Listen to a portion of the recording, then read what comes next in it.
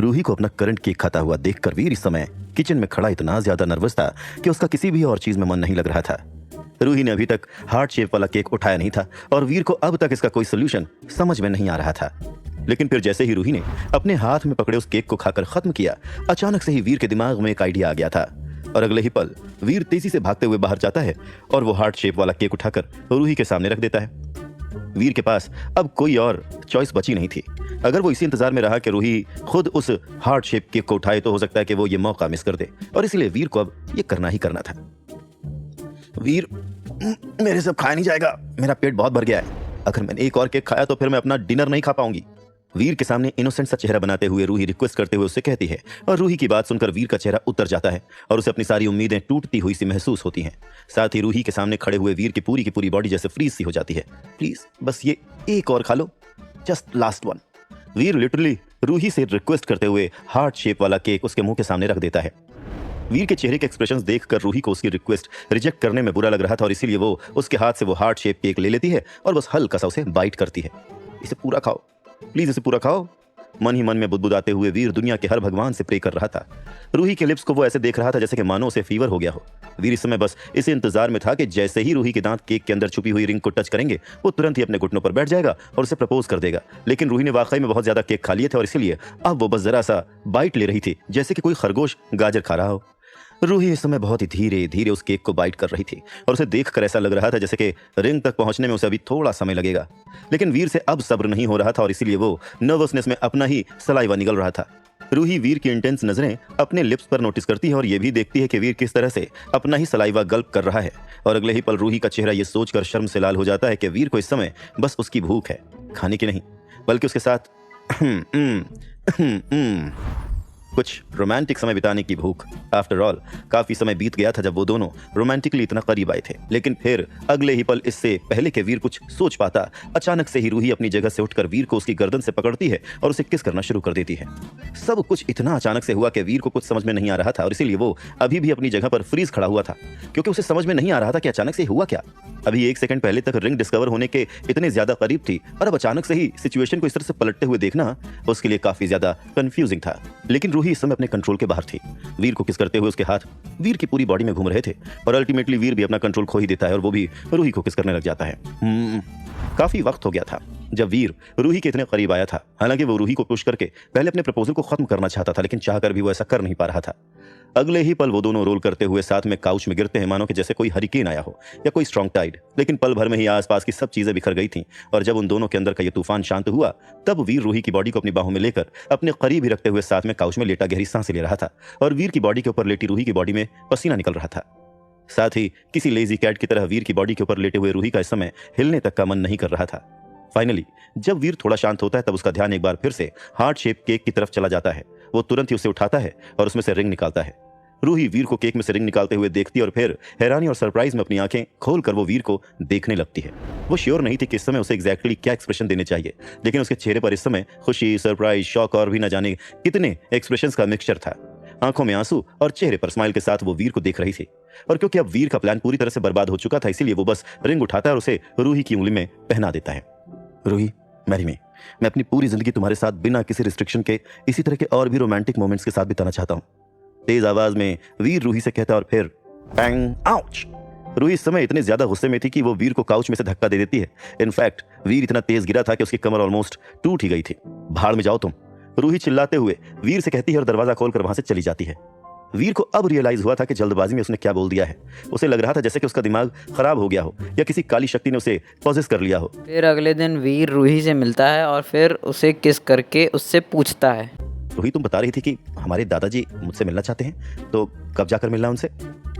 रूही को किस करने के बाद वीर उसके और करीब जाकर अपने चेहरे पर स्माइल के साथ उससे कहता है, तुम्हारे अंदर वाकई में कोई शर्म वरम है कि नहीं?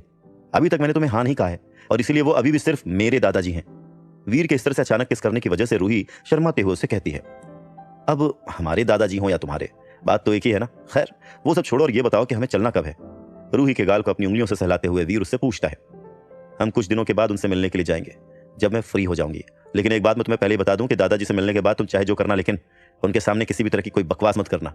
वो एक बहुत ही ट्रेडिशनल सीरियस इंसान है। वो केवल उन्हीं लोगों की रिस्पेक्ट करते हैं जो उनकी तरह सीरियस हो, इसलिए वहां पर ऐसी हरकतें मत करना जैसे कि तुम नॉर्मली करते रहते हो। और ना ही वैसी बातें करना जैसे कि कल रात तुमने की थी। अपने चेहरे पर सीरियस और थ्रेटनिंग एक्सप्रेशंस के साथ रूही वीर से कहती है और रूही की बात सुनकर एम्बैरेसमेंट में वीर का चेहरा लाल हो जाता है। देखो तुम टेंशन मत लो, आई प्रॉमिस मैं ऐसा कुछ नहीं करूंगा। और रही बात कल रात की, तो कल रात बस मेरी तबीयत खराब रही होगी और कुछ नहीं, वरना मैं आमतौर पर इस तरह की चीजें नहीं कहता और तुम ये बात अच्छे से जानती हो। रूही को प्रॉमिस करते हुए वीर उससे कहता है और इसीलिए तुम्हें अभी भी मुझे सही से प्रपोज करना बचा हुआ है। रूही दरवाजे पर खड़े होकर वीर से कहती है और फिर वो मुड़कर वहां से जाने लगती है। लेकिन मैं तो कल भी सिंसियर ही था। एक गहरी सांस लेते हुए वीर मन ही मन सोचता है, लेकिन ऑफ कोर्स वो रूही से इस समय ये नहीं कह सकता था। अरे तो मेरी रिंग तो मुझे देती जाओ, नहीं तो मैं प्रपोजल को रिपीट कैसे करूंगा। रूही को जाता हुआ देखकर वीर पीछे से चिल्लाते हुए उसे कहता है, जाकर दूसरी ले आओ। रूही पीछे नहीं पलटती है और अपना हाथ उठाकर वीर को पीछे से बाय करते हुए अंदर चली जाती है। इससे पहले कि वीर रूही को प्रपोज करने के लिए कोई दूसरी रिंग ढूंढ पाता, फाइनली वो दिन आ ही चुका था जब रूही को चौहान फैमिली यानी अपने दादाजी के घर पर ले आई थी। चौहान फैमिली का घर एक आइलैंड पर था जो हर तरफ से समुद्र और स्टिल लेक से भरा हुआ था। चारों तरफ ग्रीनरी और सफेद थ्रेड्स के जैसे माउंटेन से भरा वो आइलैंड देखने में बहुत ही ज्यादा खूबसूरत लग रहा था। पोल्यूशन की एक भी ट्रेस के बिना वहां की हवा काफी ज्यादा साफ थी और एनवायरनमेंट एकदम अनस्पॉइल्ड। इंसानों के रहने के लिए वो आइलैंड सूटेबल से भी कहीं ज्यादा बेहतर था। हालांकि ये बात और थी कि उस आइलैंड पर बस केवल एक ही बिल्डिंग मौजूद थी। वो बिल्डिंग वुड की बनी हुई थी और इस तरह से कंस्ट्रक्टेड थी कि वो वहां के नेचुरल एनवायरनमेंट में अच्छे से ब्लेंड हो रही थी। वीर को वैसे तो कोई आर्किटेक्चरल नॉलेज थी नहीं, लेकिन रूही ने उसे बताया था कि ये पूरा का पूरा आइलैंड चौहान फैमिली को ही बिलोंग करता है और ये वो घर है जहां पर उसके दादाजी रहते हैं। ऐसा लग रहा था जैसे ये पूरा का पूरा एक्सक्लूसिव आइलैंड उसके दादाजी के लिए ही रिजर्व था। बिना परमिशन के कोई बाहरी आदमी तो क्या, चौहान फैमिली के बाकी दूसरे मेंबर्स तक यहां आने की हिम्मत नहीं कर सकते थे। हालांकि वीर को यह सब कुछ देखकर कोई हैरानी नहीं हो रही थी, क्योंकि वो जानता था कि चौहान फैमिली कितनी ज्यादा अमीर है। नहीं तो अगर वो इतनी अमीर नहीं होती तो रूही के डैड का प्रेसिडेंट बनना इम्पॉसिबल होता। पवेलियन के बीचों बीच खड़े होकर वीर वहां की प्योर हवा में सांस ले रहा था, जो वहां पर खड़े लंबे लंबे पाइन ट्रीज और नीचे मौजूद हरी हरी घासों से होकर गुजर रही थी। वो हवा बहुत ही ज्यादा रिफ्रेशिंग थी और वहां के नेचर सेंटर्ड एटमॉस्फेयर से किसी भी तरह की मैन मेड एयर मुकाबला नहीं कर सकती थी। मिस रूही, मास्टर ने कहा है कि वो वीर रहेजा से अकेले में मिलना चाहते हैं। यार्ड के बाहर एक बटलर द्वारा रूही को रोक दिया जाता है और बटलर की बात सुनकर रूही हाँ में सर हिलाते हुए वीर की तरफ देखती है। वीर, याद रहे, दादाजी के सामने कुछ भी उल्टी सीधी बातें या हरकतें मत करना, एकदम पोलाइट रहना, समझ गए ना। नर्वस होती हुई रूही एक बार फिर से वीर को याद दिलाती है। अब टेंशन मत लो, मैं संभाल लूंगा रूही। वीर रूही को कंफर्टेबल करते हुए उसे कहता है और फिर बटलर को फॉलो करता हुआ यार्ड के अंदर चला जाता है। वीर को लगा था कि यार्ड के अंदर जाने पर उसे घर नजर आ जाएगा, लेकिन अंदर जाने के बाद उसे घर के बजाय लेक नजर आई थी। बीचों बीच में पवेलियन के साथ उसका सरफेस किसी शीशे के जैसा था, बल्कि ये कहना गलत नहीं होगा कि वो दोनों के दोनों ही देखने में एक लग रहे थे। पवेलियन में जाने का बस एक ही रास्ता था, जो कि ब्रिज से होकर गुजरता था, और जब वीर उस ब्रिज को क्रॉस करके आगे बढ़ा तो उसे ऐसा महसूस हुआ जैसे कि वो किसी सबलिम पेंटिंग में चल रहा है। लगता है रूही के दादाजी एक बहुत ही एलिगेंट इंसान है, मुझसे तो बिल्कुल ही ऑपोजिट नजर आ रहे हैं। भले ही वीर को वो जगह बहुत ही ज्यादा खूबसूरत लग रही थी, लेकिन उसके बावजूद वीर की वहां पर रहने की कोई इच्छा नहीं थी। टेक्नोलॉजी और मेट्रोपॉलिटन लोकल्स उसे ज्यादा सूट करते हैं। सर, मिस्टर रहेजा आ चुके हैं। वीर को पवेलियन की लीड करने के बाद बटलर बहुत ही पोलाइटली रूही के दादाजी से कहता है, आई होप गाइज आपको ये वीडियो पसंद आई होगी। तो अब कल इसका फुल एपिसोड आएगा, आपको देखना नहीं है तो आप लोग क्लिक बेट भी मत करना, जैसा कि मैंने पिछली वीडियो में ही बताया था। और बाकी रिएक्शन देना मत भूलना और कमेंट में ज़रूर लिख देना कि रूही के दादाजी, हैशटैग भी लगा देना। हैशटैग लगाना हो लगाना, नहीं लगाना मत लगाना। बाकी रिएक्शन दे देना और मिलते हैं अगली वीडियो में। Bye bye.